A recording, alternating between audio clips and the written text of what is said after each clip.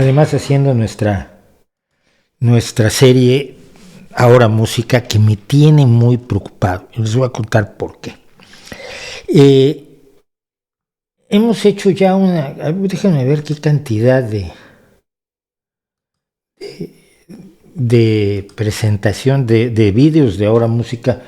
Hemos hecho 70 y tantos, me parece. Déjenme ver si lo encuentro aquí. Sí. Lo tengo aquí. Y llevamos la fabulosa cantidad de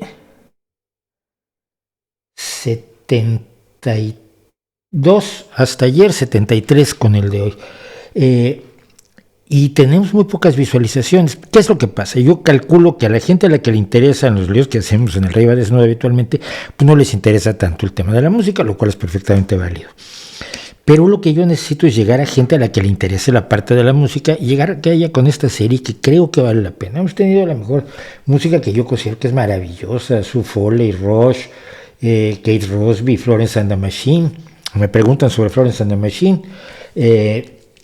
Lola Wiles, Talis, Brebach, Caroline Wonderland, las mejores blueseras del mundo, Delta Ray, gran jazz, gran blues, gran rock, gran folk, y no tenemos 300 visualizaciones, 400, una cosa así que es, pues, francamente un camino a la desgracia. Entonces vamos a llegar hasta el 100 porque soy muy necio, pero llegando al 100 vamos a hacer una reevaluación.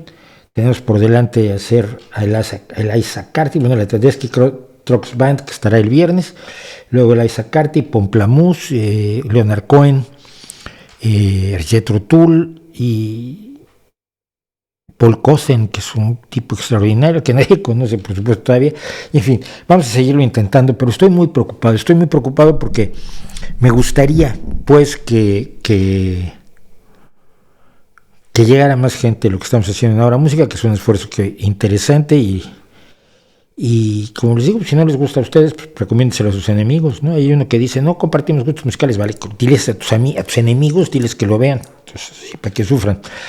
Bueno, el hecho real es que seguimos trabajando y seguimos en la realidad más absoluta de que no me da la vida para todo lo que quiero hacer, pero lo estamos tratando de hacer.